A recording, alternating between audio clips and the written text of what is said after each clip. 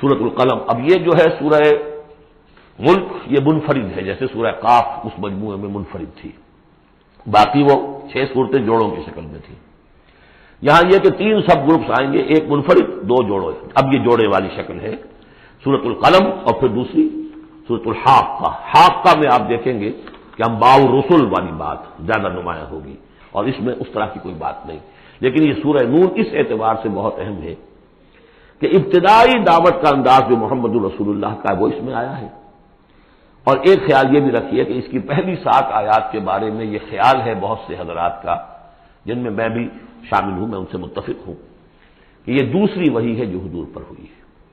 اس لیے کہ جو پہلا جب آپ نے آ کے بتایا مجھ پر وحی آئی ہے، فرشتہ آیا تھا، تو پہلا تاثر جو لوگوں کا تھا وہ یہی تھا کہ معلوم ہوتا کوئی دماغی توازن ٹھیک نہیں رہا.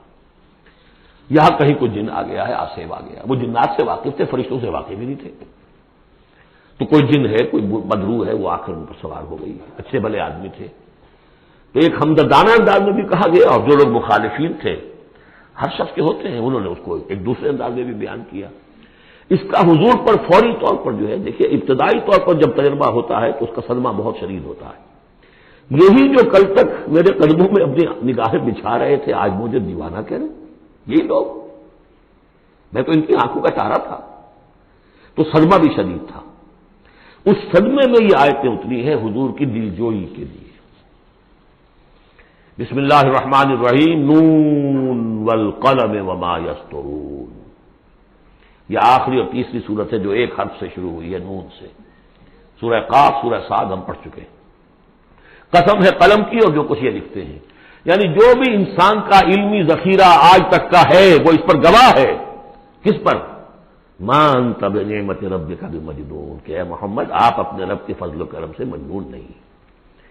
بھلا مجنون ایسے ہوتے جنہوں نے کہا جھک ماری، جنہوں نے کہا حماقت کا ثبوت دیا. ایسی پاک و صاف زندگی، ایسی طہارت والی زندگی، پاکیزگی والی زندگی، ایسے بلند اخلاق.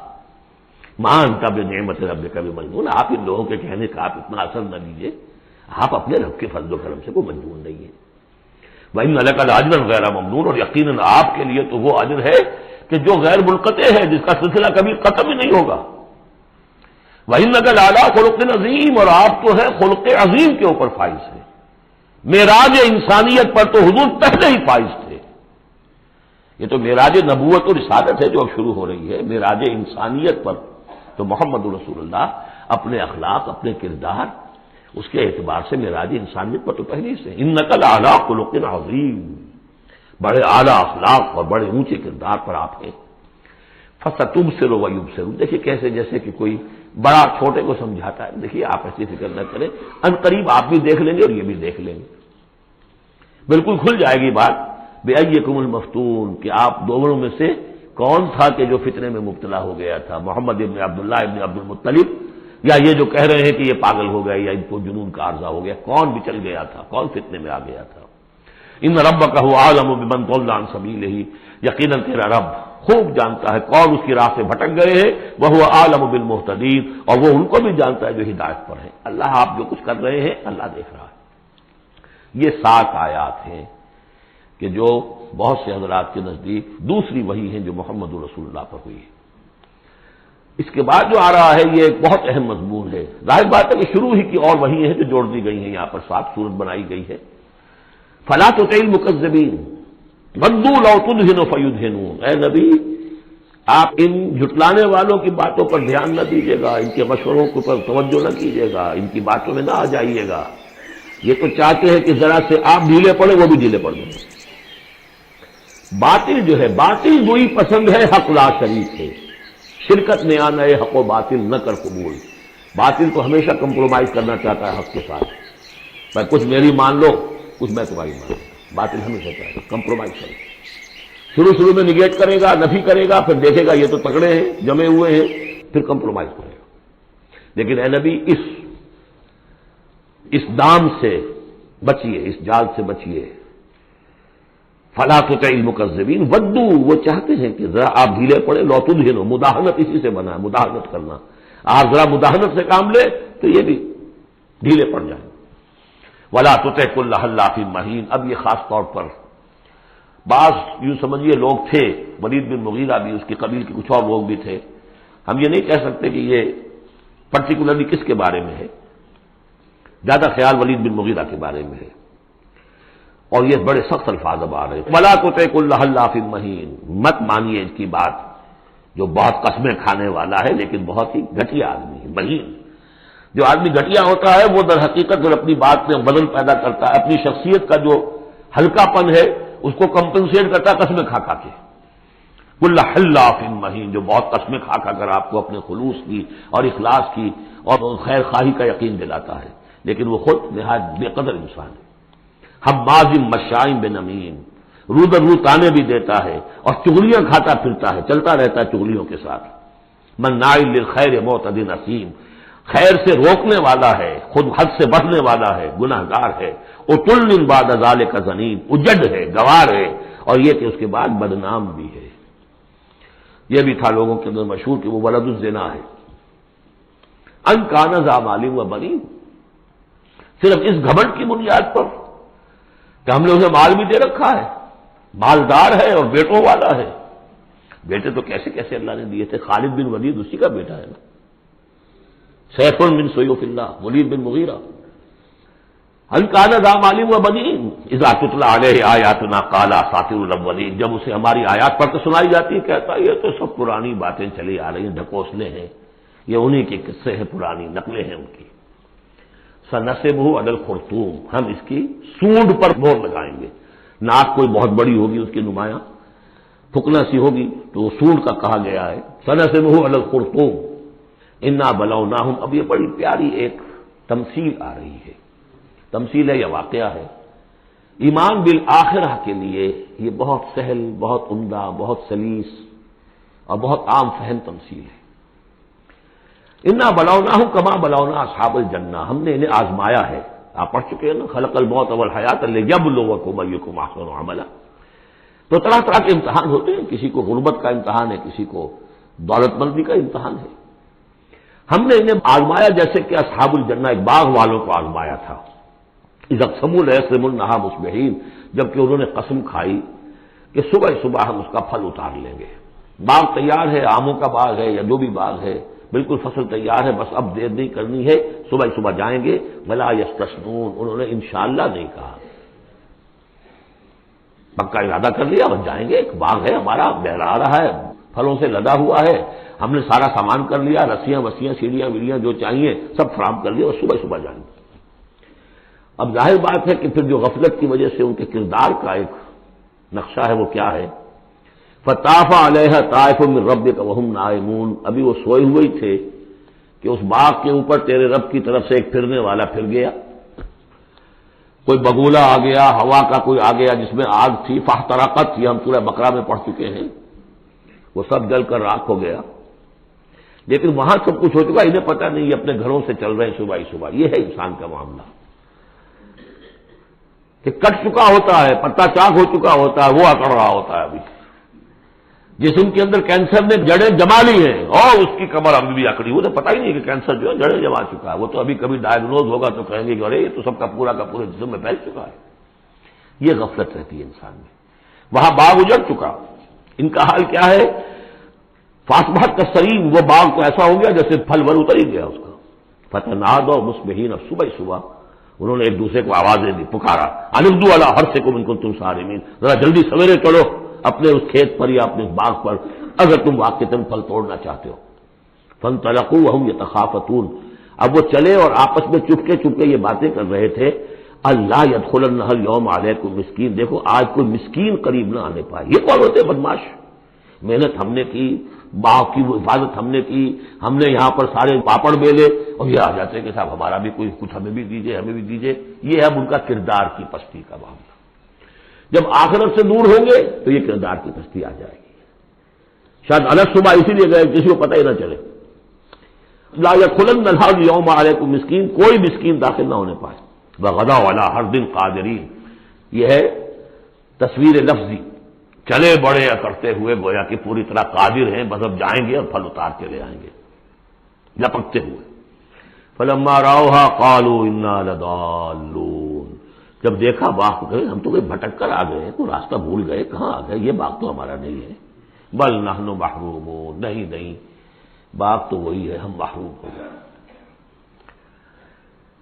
قال اوسطهم الم اقل لكم لولا تسبحون، ان کے درمیانی کوئی ان میں سے تھا، کوئی نیک بھی ہوگا جس نے کہا دیکھو میں تم سے کہا نہیں کرتا تھا، تم اپنے رب کی تسبیح کیوں نہیں کرتے، اسے یاد کیوں نہیں کرتے، اس کا حق کیوں نہیں ادا کرتے؟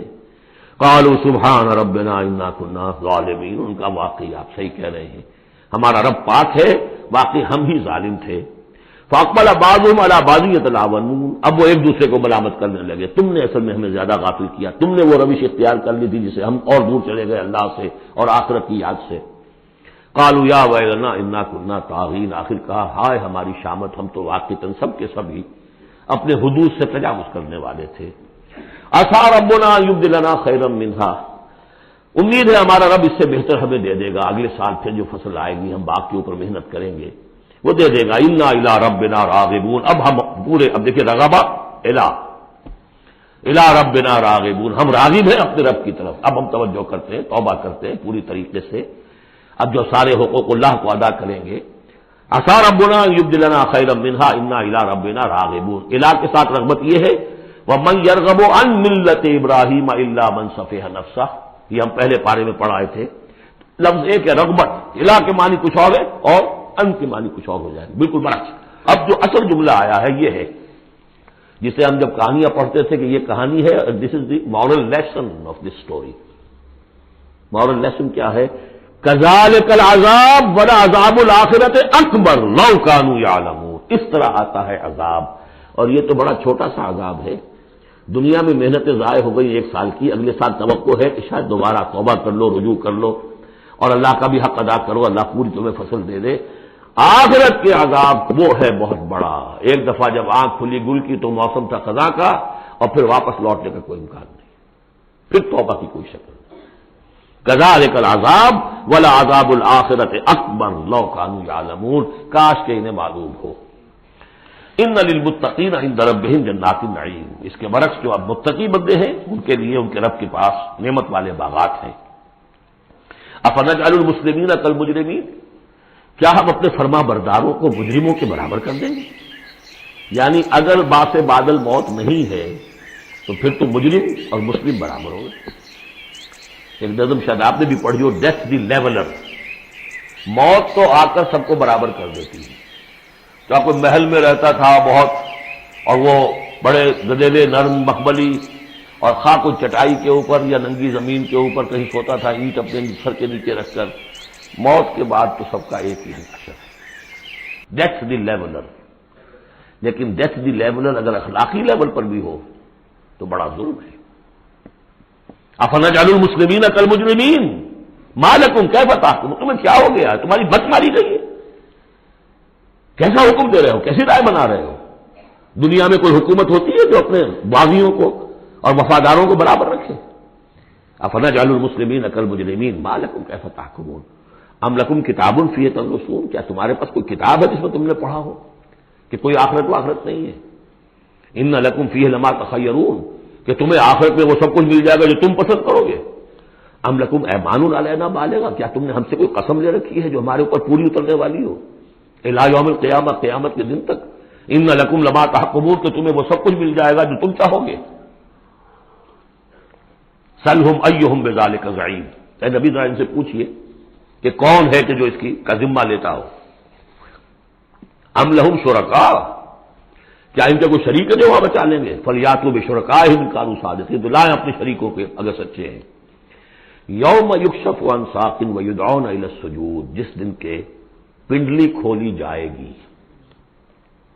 آیات متشابہات، کوئی شان ہے، میدان حشر کا کوئی مرحلہ ہے جس میں اللہ کی کوئی تجلی ہے خاص جو ظاہر کی جائے گی، اور وہ بھی ایک چھلنی ہے لگانے کے لیے۔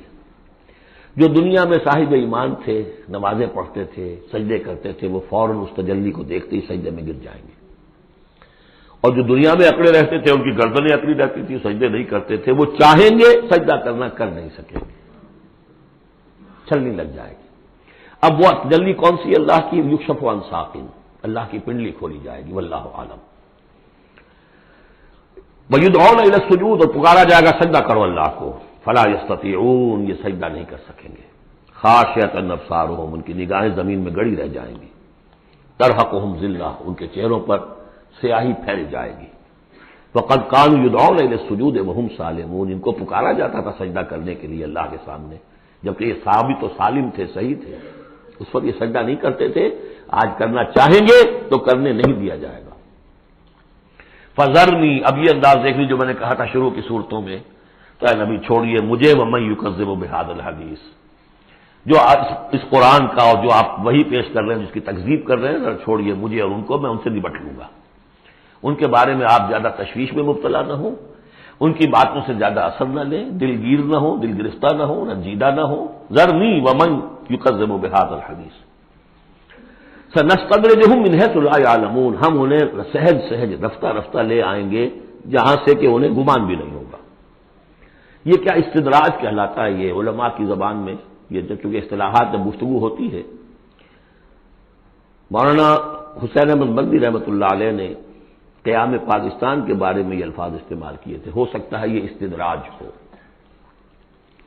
استدراج کیا ہوتا ہے کہ کوئی شخص غلط کار ہے، غلط راستے پر جا رہا ہے، اور کوئی اس کو اللہ تعالیٰ اور نواز دیتا ہے، وہ سمجھتا ہے میں تو بڑا کامیاب ہوں، پھر اور اپنی غلطی کے اندر بڑھتا چلا جا رہا ہے، بڑھتا چلا جا رہا ہے، بڑھتا چلا جا رہا ہے، پھر ایک ہی جھٹکا ہوتا ہے اور اللہ کام ختم کرتا ہے۔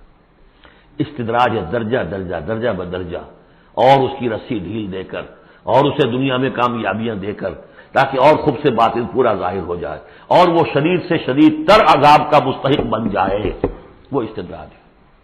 ہم انہیں درجہ بدرجہ استدراج اس کے ذریعے سے لے آئیں گے، من حیث لا یعلمون، جس کا انہیں اندازہ بھی نہیں ہوگا، واملی لہم، اور میں ان کو ڈھیل دوں گا، مہلت دوں گا، ان کیدی متین، میری تجویز، میری چال بہت مضبوط ہے۔ جیسے میں نے بارہا مثال دی ہے کہ اگر مچھلی کے حلق میں کانٹا پھنس گیا تو اب وہ شکاری ڈھیل دے رہا ہے، جائے گی کہاں، کانٹا تو لگا ہوا ہے۔ اسی طریقے سے املی لہم ان قیدی متین، اس کو میں چونکہ کہہ بیٹھا ہوں، اس کو تو میں زیادہ بیان کر دوں آپ سے کہ اصل میں 1946 میں مولانا مدنی رحمۃ اللہ علیہ چونکہ رمضان مبارک ہمیشہ کرتے تھے سلہٹ میں، سن 46 کے رمضان میں انہوں نے کہہ دیا تھا کہ ملأ اعلیٰ میں پاکستان کے قیام کا فیصلہ ہو چکا ہے، اس لیے کہ وہ ہم لیلۃ القدر کے اندر فیہا یفرق کل امر حکیم، تمام معاملات طے ہو جاتے، ایک سال پہلے طے ہو چکا ہے، اگلی سال کے لیلۃ القدر میں پاکستان قائم ہو گیا۔ لیکن ظاہر بات ہے کہ مولانا مدنی قیام پاکستان کے مخالف تھے، تو اب ان کے کچھ عقیدت مندوں نے کہا کہ اگر یہ بات ملأ اعلیٰ کا یہ فیصلہ اگر آپ پر منکشف ہو گیا ہے، کشف ہو گیا ہے آپ کو، تو ہم کیا کر رہے ہیں، ہم پھر مخالفت کیوں کر رہے ہیں؟ تو انہوں نے جواب میں یہ کہا تھا کہ یہ معاملہ ہے تکوینی، اللہ نے جو فیصلہ کیا کیوں کیا ہے یہ ہم نہیں جانتے، ہمیں دیکھنا ہے دنیا میں اپنے معاملات کو اپنی عقل سے کام لے کر، ان السمع والبصر والفؤاد کل اولئک کان عنہ مسئولا، ہمیں یہ دیکھنا ہے کہ مسلمانان ہند کے لیے کون سی تجویز بہتر ہے، صحیح تر ہے، اور ہمیں اس پر عمل کرنا ہے۔